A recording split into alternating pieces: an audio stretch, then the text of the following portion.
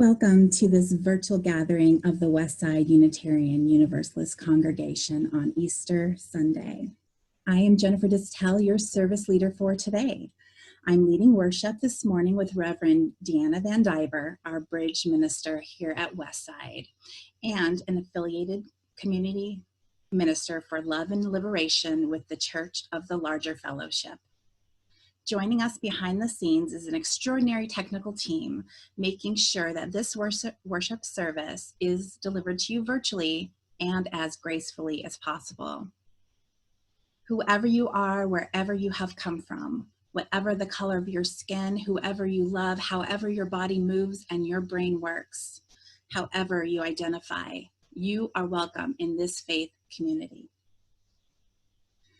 We gather here today from many locations, but nonetheless, most of us reside on the unceded ancestral lands of the Duwamish and the Suquamish people, indigenous nations that are still here in this region and are continuing to honor and celebrate their ancient heritage. At this time, we are acutely aware of the traumatic history of pandemics throughout the history of colonization on these Native cultures and the traumatic impact it caused. Let us take a moment to offer humble respect for this place and its people.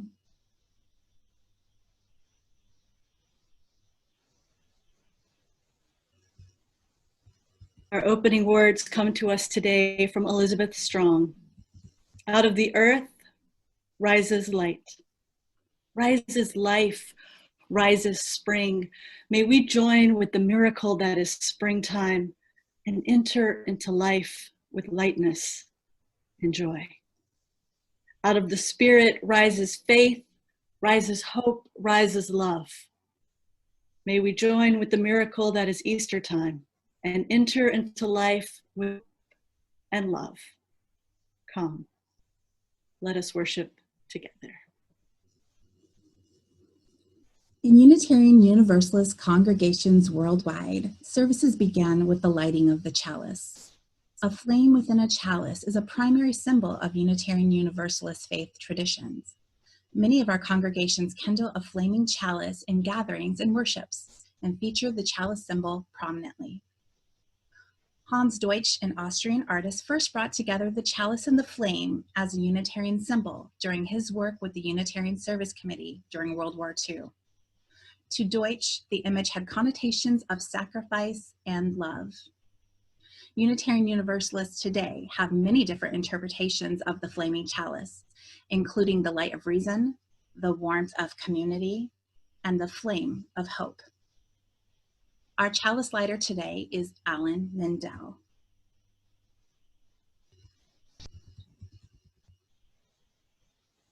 Alan Mindell and his wife Jean began attending Westside in late 2010, soon after they moved to West Seattle and soon after Westside moved into our building.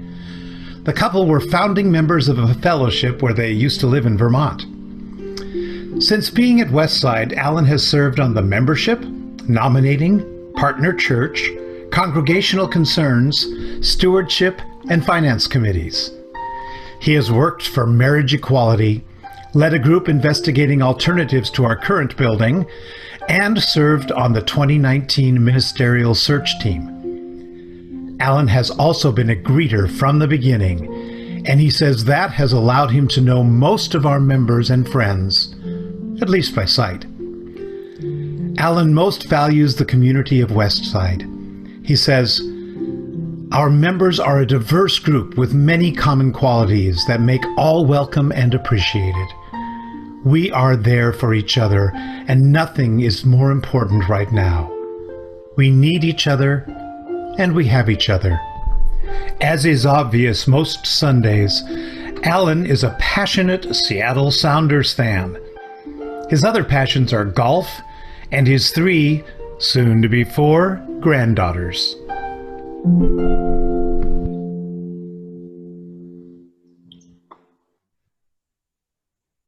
Our chalice lighting words are from Dylan Baker Sorrells, A Litany for Chalice Lighting. You are invited to respond with me. The litany response is, "We light the flame." It is found in bold in your order of service and in the chat box. For holy days on which we recall the old stories, we light the flame. For Passover, which reminds us of the courage and strength of those seeking freedom in the past, we light the flame. For Easter, which reminds us that love is our greatest challenge, we light the flame. For gathering today in this sacred time, we light the flame. Please join us singing hymn number 1000, Morning Has Come.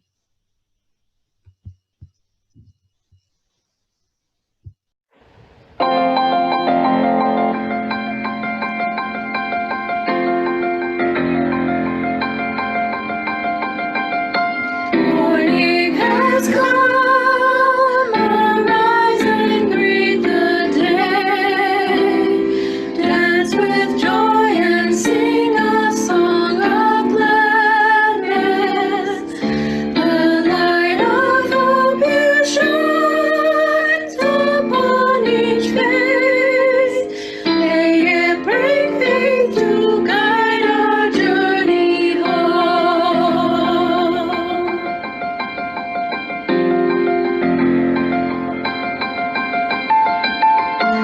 A new day dawns, once more the gift is given. Wonder fills this moment shared together. The light of peace you shines upon each face. May it bring faith to guide our journey home.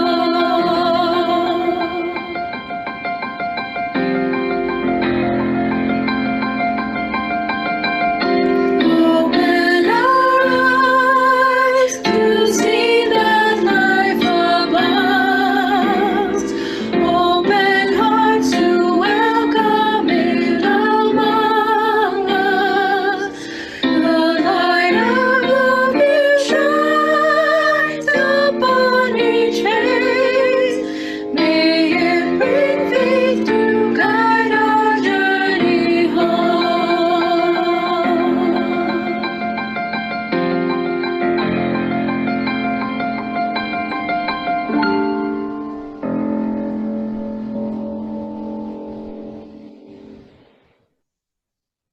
Welcome again to our Westside Unitarian Universalist congregation. If you are with us for the first time, we are so glad that you found us during this complex time. Please contact us via our website at wsuu.org so that we can send you our weekly electronic newsletter, the Westside Weekly, with information about upcoming worship services and other virtual activities. We are joyful to share greetings this morning from our called minister, the Reverend Christopher Wolf, whose immigration visa is one step closer to being realized this week. Hello, Westside.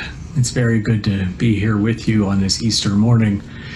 Reverend Deanna and I had hoped that this would be the day when we would do service together in person. Unfortunately, that's not the context we're living in right now, and so she's invited me to join and contribute to some words via video, just like everyone else. So, good morning and good to see you. Ask me how I am doing, and I will say that I am fine, but I'm not fine. We are none of us fine right now, and that's okay. Two great stories are being retold this week, both of them stories of powerful resilience amidst adversity, stories of grace amidst grief. The Jewish people in Pesach or Passover commemorate their liberation from slavery in Egypt. On our Seder plate were the bitter herbs and the saltwater tears. There on the plate, there was a reminder of so much grief. On the plate, there's also an egg, symbol of a new life. There on the plate, a reminder of so much resilience. Christian people mourning the death of Jesus on Good Friday in the deepest sorrow, profound grief, find themselves Easter Sunday in the words of the Gospel of John, chapter 20, verse 1, where it says, "Early on the first day of the week, while it was still dark, Mary Magdalene came to the tomb." The poet Jan Richardson reflects on Mary Magdalene saying, "While it was still dark, while it was still night, while she could not see, while she thought death held sway, while she grieved, while she wept, while it was still dark, resurrection began." This time is still dark as we grieve and as we weep, and much is asked of us. Sometimes it feels like too much, and we are doing the hard things, all of us, and they are hard, and we're worried, and we're scared. Parents suddenly working from home, which was hard enough when they weren't also running a one-room schoolhouse at the dinner table. Introverts frustrated that there's always someone in their space. Extroverts who are just really in need of some other people. Nurses and doctors each day in the middle of the fray, praying that nothing is coming home with them. People who are watching bottom lines, wondering if their business will close, if they'll make their rent, if they'll have food to eat. People scared that loved ones may fall sick and that they may come to their end alone. People scared that they may be the one at the end, alone. The day is still dark with this pain and so many others we've held for far longer, for we are not all yet liberated. So much grief surrounds us. It can be hard to remember sometimes that grace, too, embraces us. In our anxious states, this traumatic state, it's just so hard to turn that grief off, to change the channel of our minds. And yet we need that reminder of grace, of beauty, of joy and love. In so many ways, it helps us to carry on. So I find myself seeking it out. I find myself seeking out reminders that, like Mary Magdalene on this morning so many years ago, sometimes we move through each new day expecting to find death, and instead find life. The first crocus bloom, the first forsythia bud, the kids' encouraging signs in crayon pasted in windows, the pots and pans and church bells ringing out their gratitude each evening. Scrawled in chalk on sidewalks all over my neighborhood are the words, "We can do hard things," surrounded by rainbows and suns, stars and hearts. And I smile. Amidst all the tears, I will feel no guilt for that smile. For that smile is the joy and the happiness and the wonder that carries me forward. I am not fine. It cannot be so simple. I am worried, and I am scared, and I am grateful, and I am joyful. We are our grief and our gladness too. Expecting to find death, I am grateful to find life here with you.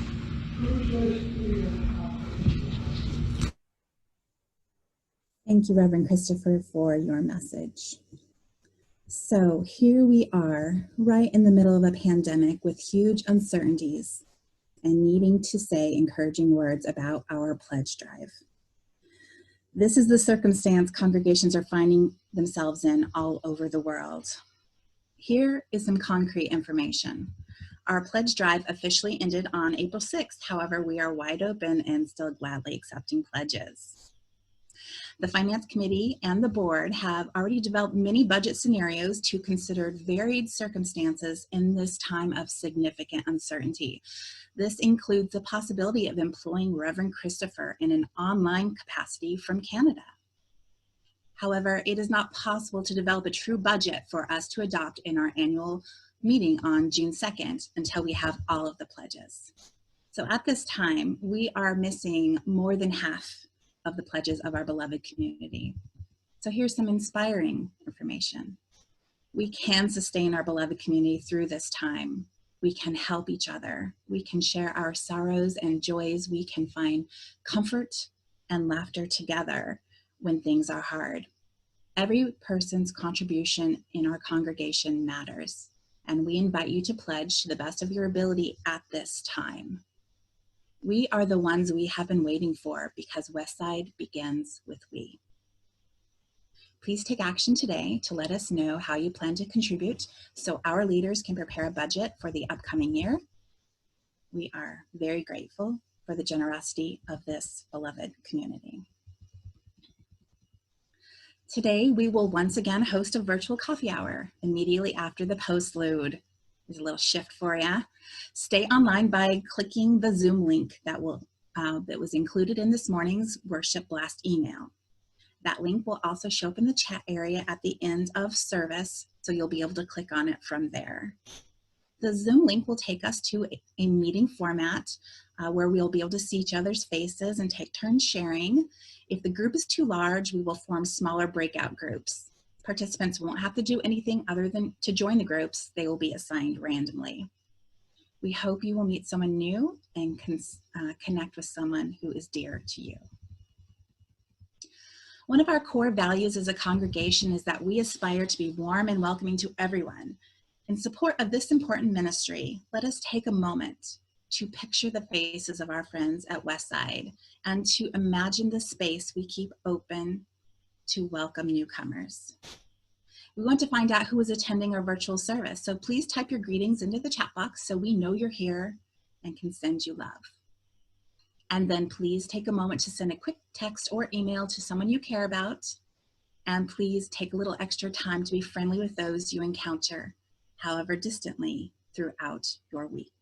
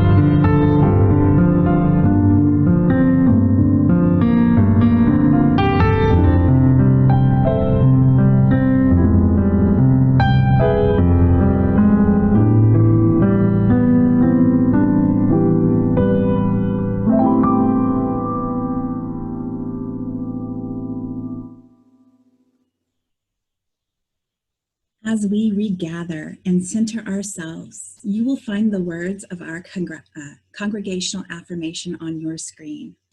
One of the most important expressions of how we are bound together as a community of faith, children, youth, and adults, is this spoken affirmation.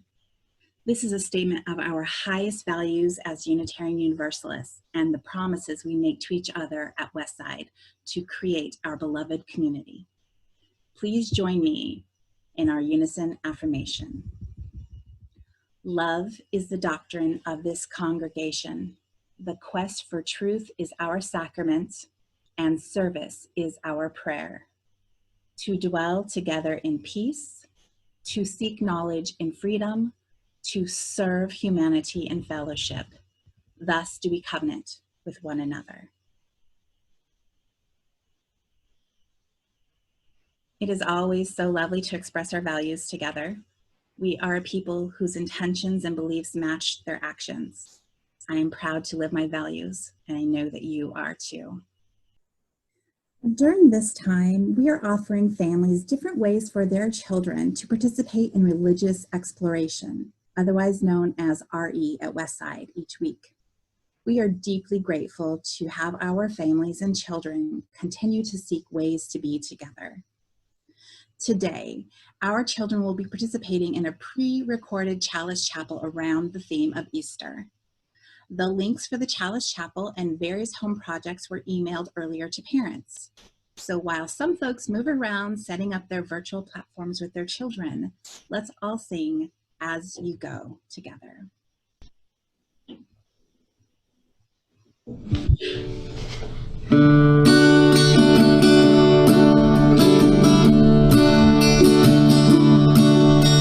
hold you in our love as you go, as you go.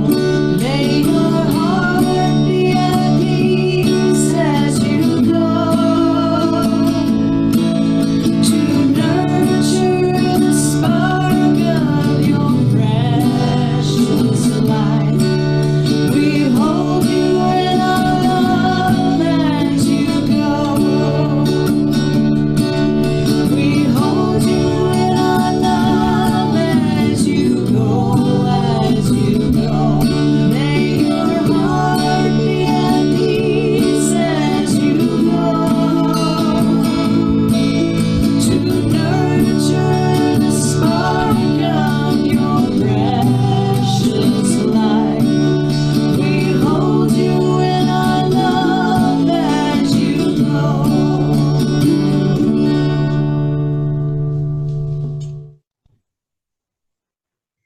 In a moment, we will engage in a collective act of generosity, contributing to Westside by text or check. As a congregation, we've decided to give away 1/3 of the offering each week of the undesignated financial gifts. The contributions for the month of April will benefit the Minister's Discretionary Fund.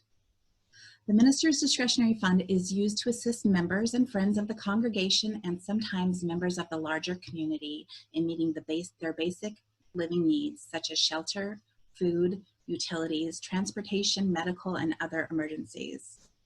During this time of COVID-19 pandemic, we have received a few requests from congregants and others for financial assistance due to unforeseen layoffs and business closings.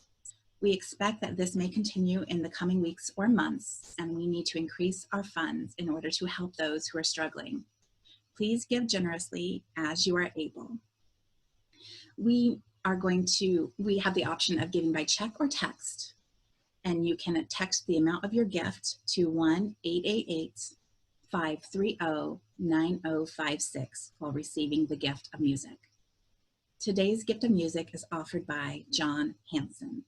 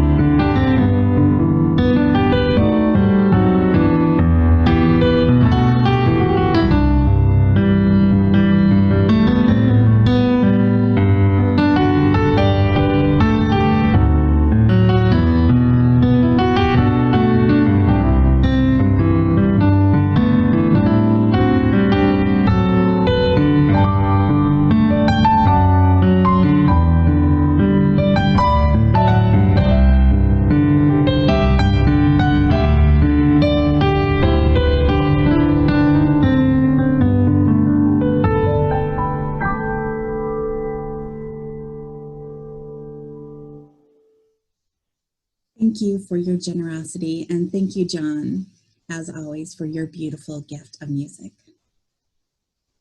Each week, we come together as a congregation to share the things that matter to us, our joys, our sorrows, and all of the other things that move us.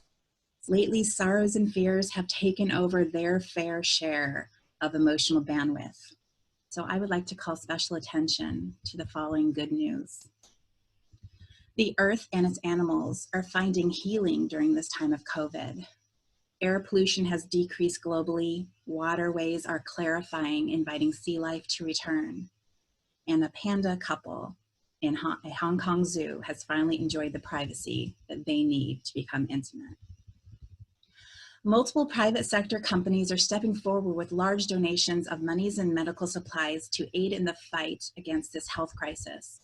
Other companies are ensuring the continuity of their employees' well-being by continuing to pay them during this downtime, with CEOs and board of directors foregoing pay. Some companies, many of them Northwest-based, are putting people over profits. And our commitment to Westside remains strong. The number of participants in our virtual services grow, and members continue to offer their expertise and time and talents in that pursuit. The artistic and technical know-how of our membership is profound, and their hearts are giving. Last week, a written prayer was sent to our sister congregation in Transylvania. Reverend Emma Shea Binta acknowledged receipt of it and wrote to express her gratitude. She intends to post it on their church Facebook page for all their members on this Easter day. I would also like to acknowledge the receipt of a few sorrows this week. Jill Jackson and Lisa Reitzis are holding space in their hearts for the brother of their dear friend Cass, who departed from this realm peacefully at home in the pre-dawn hours on Thursday.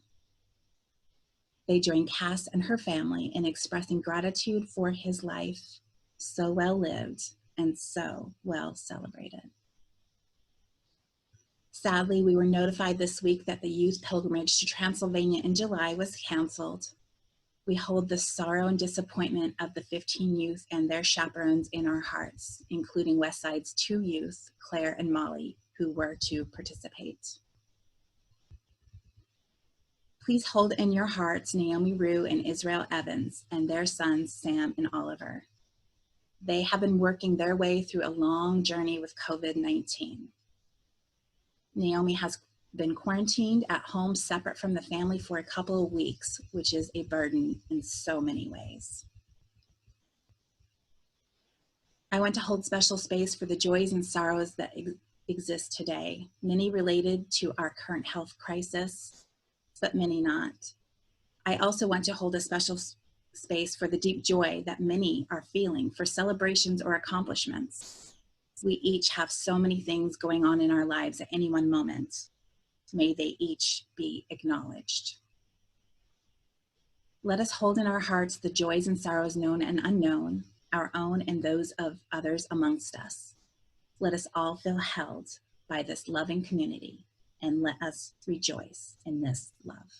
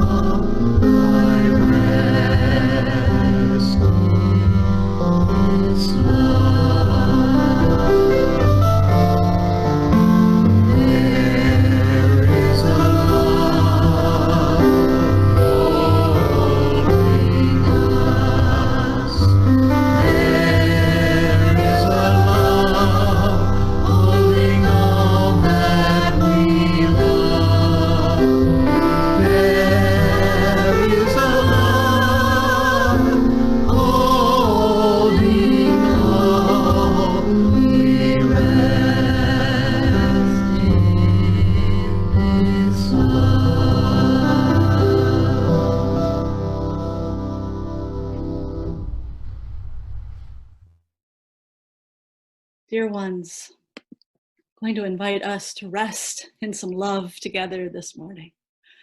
I invite you to take a breath in and out. This life is a miracle of breathing in and out, giving and receiving in deep connection with all creation. The trees breathe in the carbon dioxide that we exhale, and we breathe in the oxygen the trees exhale. We know with the very breath of our bodies that we live in an interdependent web, connected to everyone and everything ever created. As we breathe in, we are past and present and future. As we breathe out, the seed, the flower, the fruit, we are beloved, filled with the spirit of life and so much love. We are held in a strong embrace. And friends, I want to invite you to stretch, wrap your arms around you if you can, if this is available to you. Give yourself a hug. Feel loved and loving by creation. And then see if you can hug yourself the other way, because it's so good for us. So good for us to remember there's many ways to be held in the embrace of the universe. May you feel the hug of life as you settle into this time of communal stillness. We invite us to breathe in and out now in this time of meditation, offering up whatever prayers and hopes we need to sustain us in the week ahead. Breathing in and out.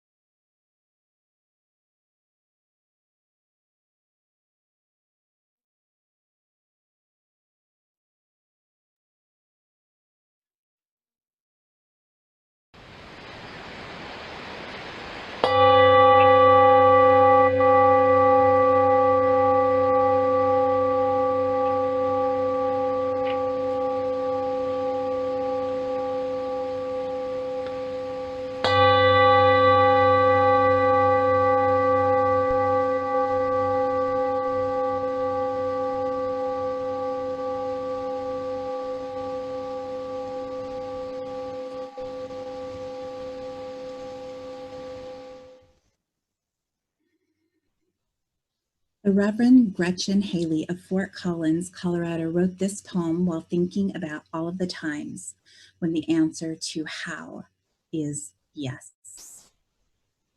How will we make it through this time? We will. How will we hold this grief and this work and this trauma? We will. How will we companion each other? We will. How will we let ourselves be anything other than bitter or numb or angry all of the time? We will. Because at a certain point on this journey, the moving forward itself is enough of an answer. At a certain point, other emotions arrive, and one of those feelings will be forgiveness of everything and everyone, including ourselves. Forgiveness that comes in a way that just empties everything out, making space in us for a real restart, what you might call a resurrection. It is so hard to believe it from the side of this journey, seeing the scary numbers and anticipating all this grief. But this is always true. All we can do is keep moving forward with faith.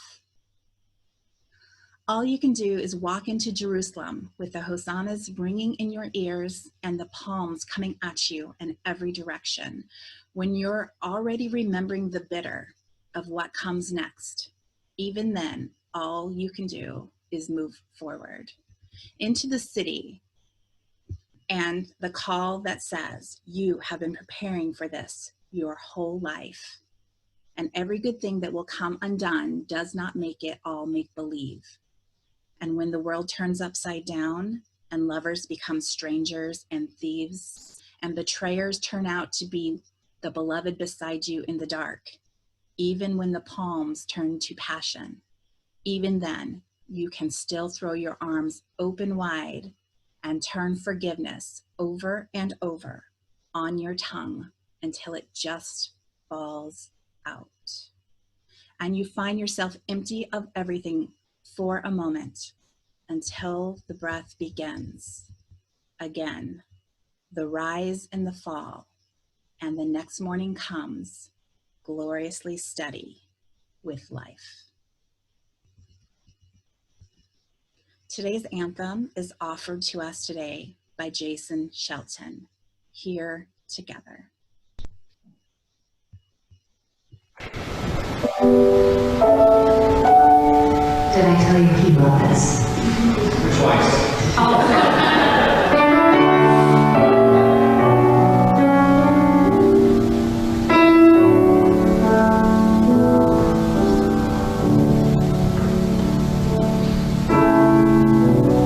There is a place I love to call my home.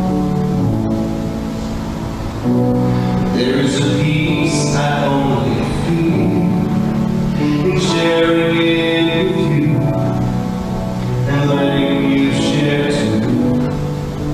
It makes the world real. Singing alone, it makes my heart shine through. There is music in your soul that joy is for you mine. It's only then we find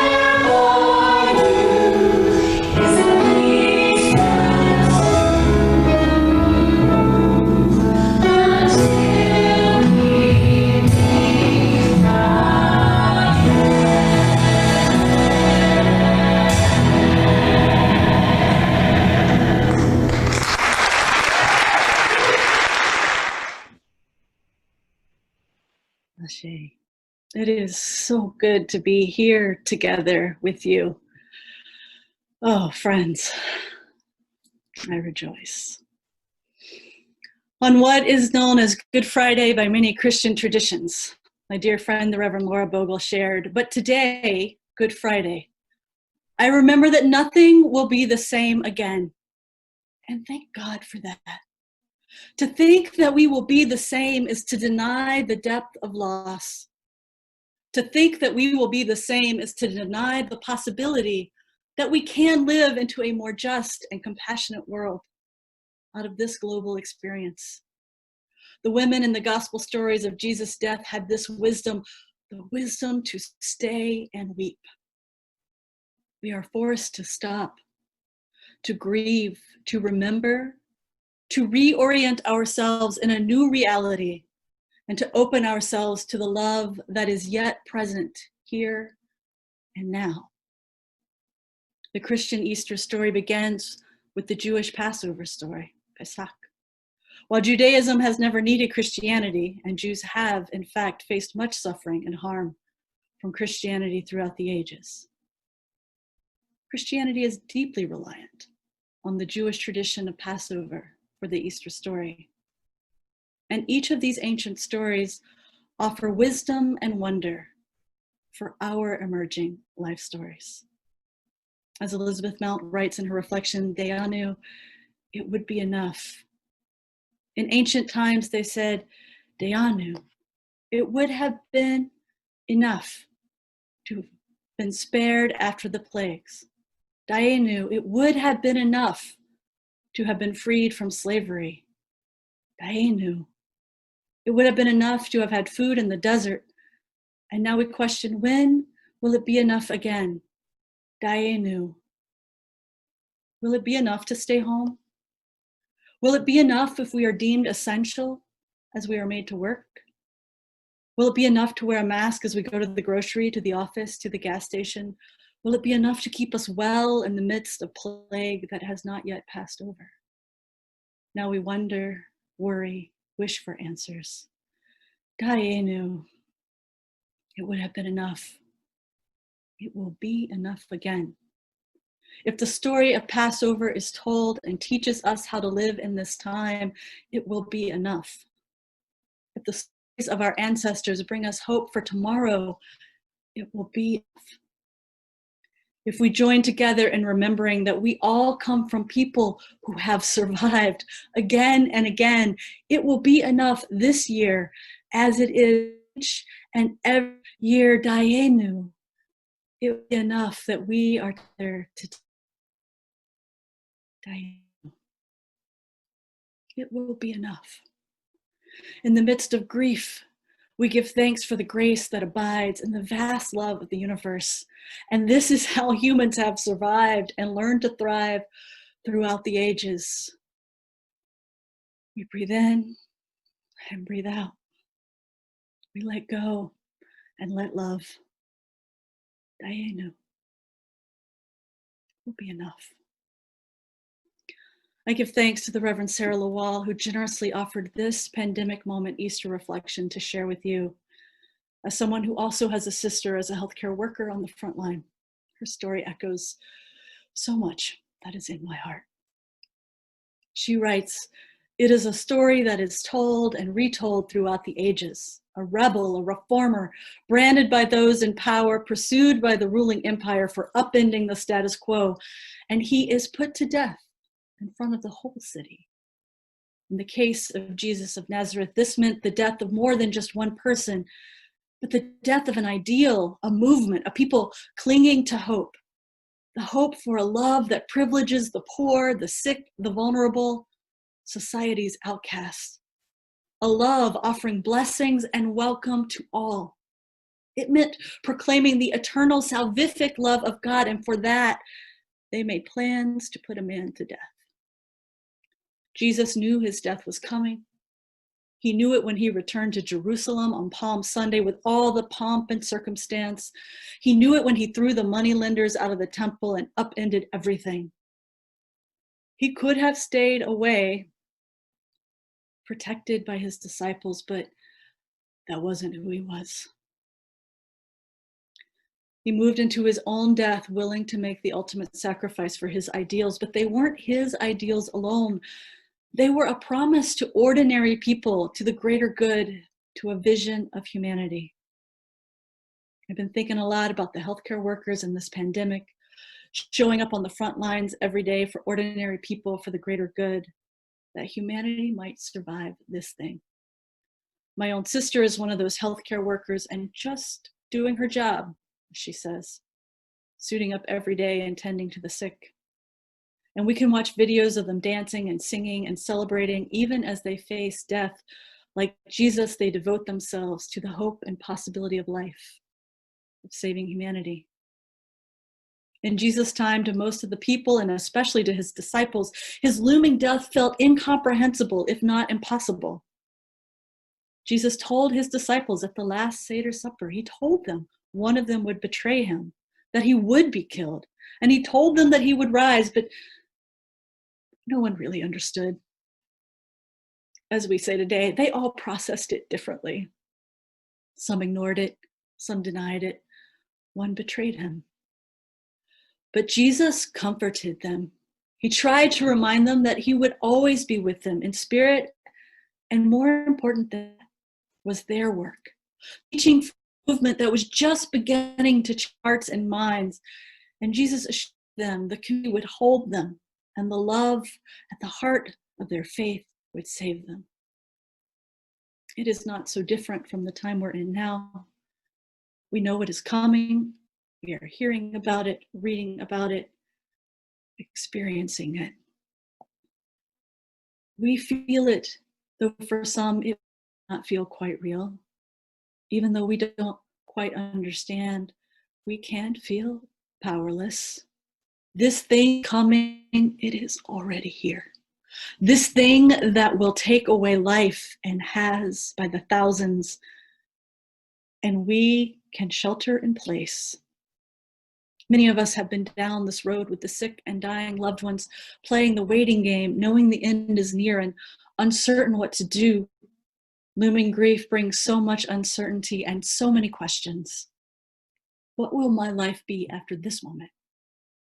Will I survive this? What is left for me now?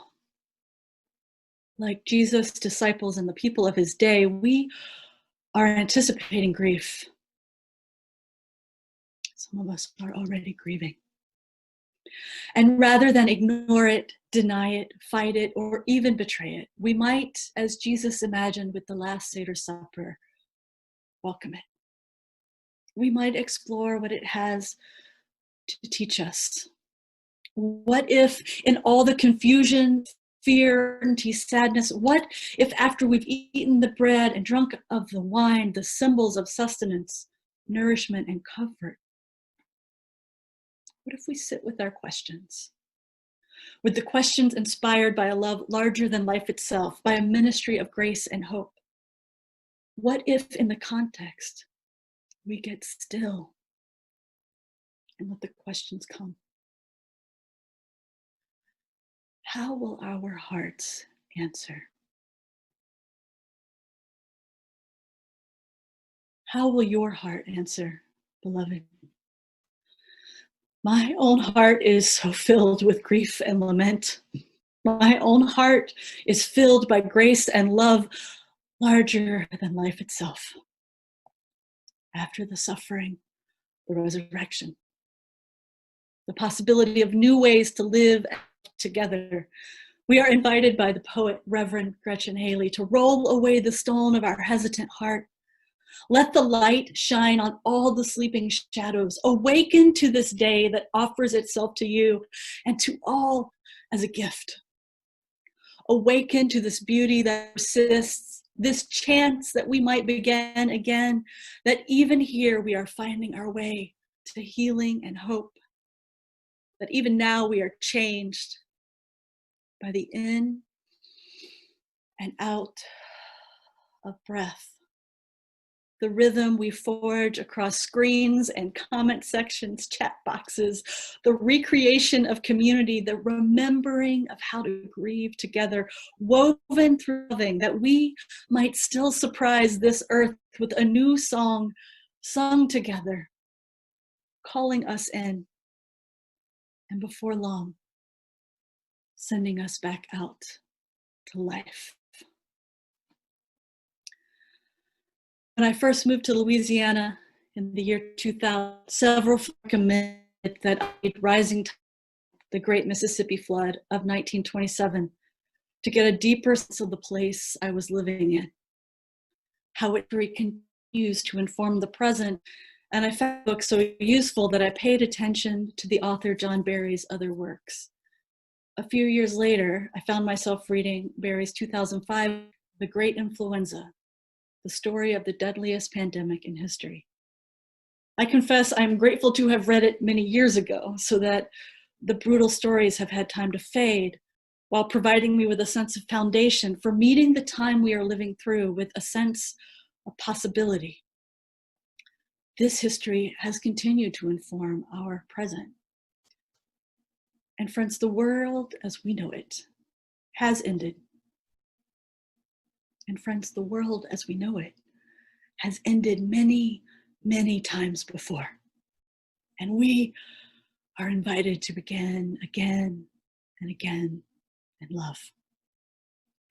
As organizer and author Sonia Renee Taylor has stated so clearly, we will not go back to normal. Normal never was. Our pre-COVID-19 existence was not normal, other than that we normalized grief, inequity, exhaustion, depletion, extraction, disconnection, confusion, rage, hoarding, hate.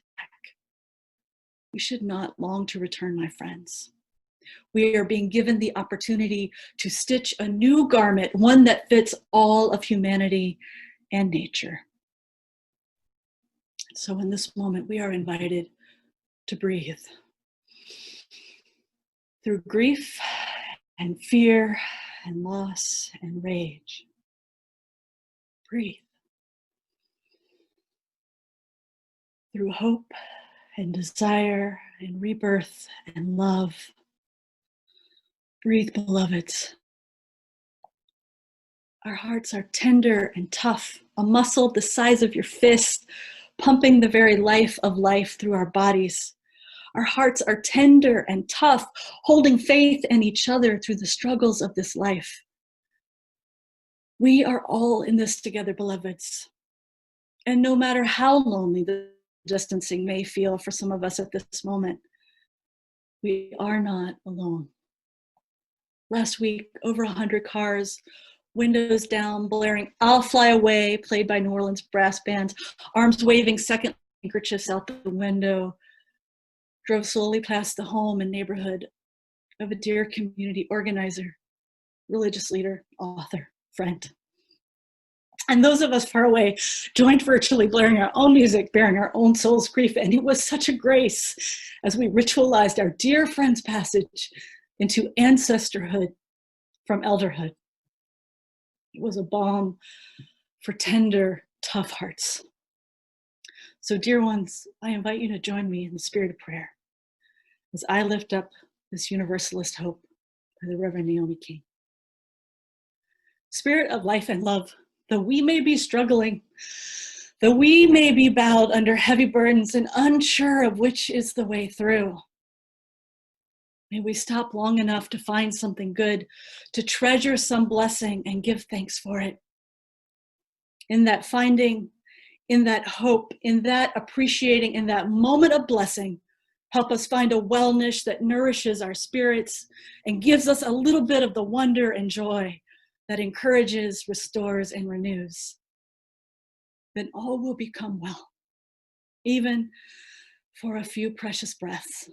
And we remember, even for a few breaths, that we carry on with grace and strength until peace and mercy and love prevail.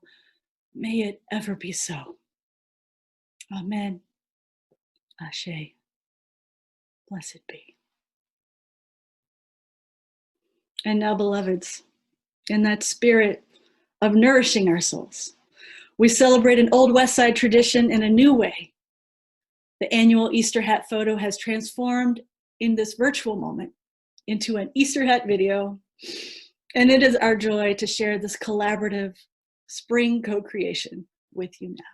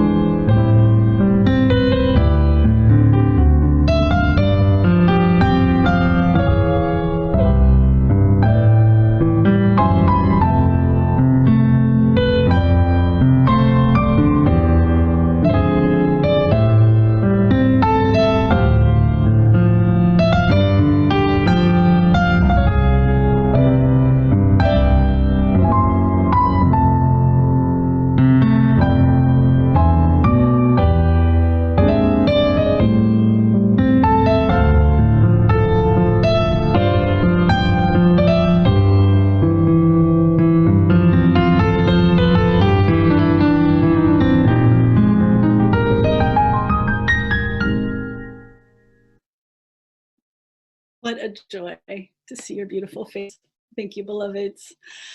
And now I invite you to rise in body or spirit for our ascending hymn, number 118, This Little Light of Mine. Dear ones, in this moment and always, we can choose to let it shine, let it shine, let it shine.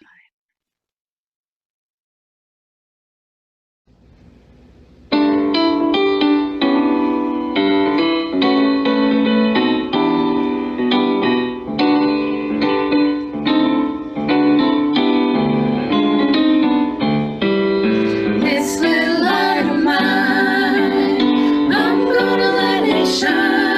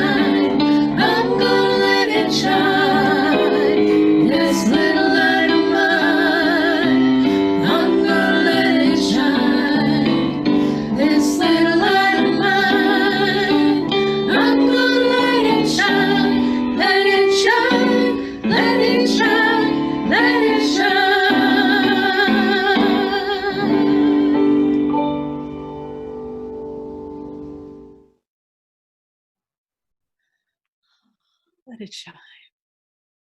After he is risen, this post-Easter litany may sound familiar. The rhythms of Howard Thurman's Now the Work of Christmas Begins that we shared at Christmas Eve.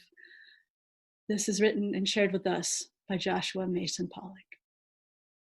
After the hosannas have all been shouted, after anguish moments in the garden have been spent, after take this bread and eat, take this wine and drink, after betrayal with a kiss, after hands washed and 39 lashes, after 7 last words and he breathed his last, after crucifixion and death, after laying the body in the tomb, after rolling away the stone, after proclaiming, he is risen, now let us rise. Let us awaken to a new dawn and a new day. Let us remake the world with the hope of Easter. Let us set free the prisoners and house those without homes. Educate the children, offer joyful work to all who are willing and able. Protect soil, air, water, and food. End all forms of state-sanctioned violence. Now may we awaken and stay woke. May we rise and stay risen. Amen, and blessed be. We now release the flame and carry it in our hearts for each other and our world until we gather again in worship.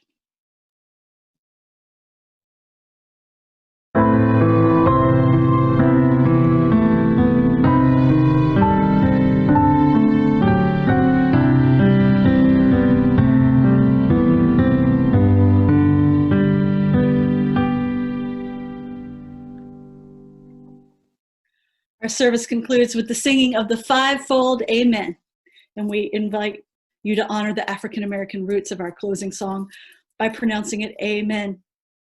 We invite you to join hands in body or spirit wherever you are as we sing together.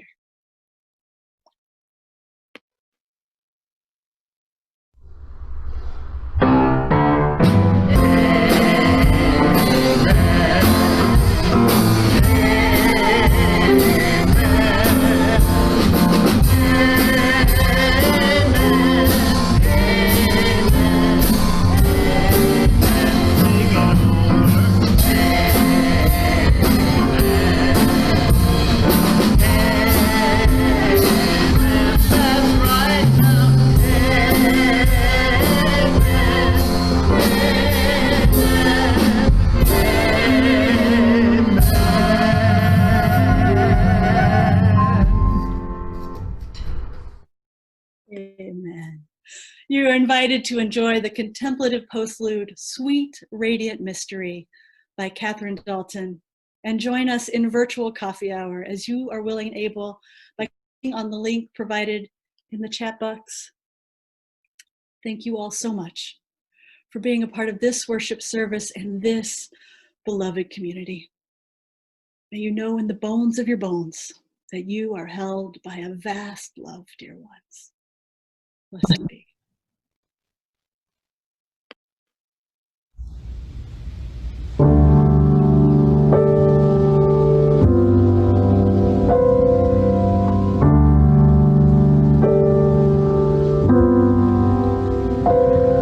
Oh, sweet radiant mystery,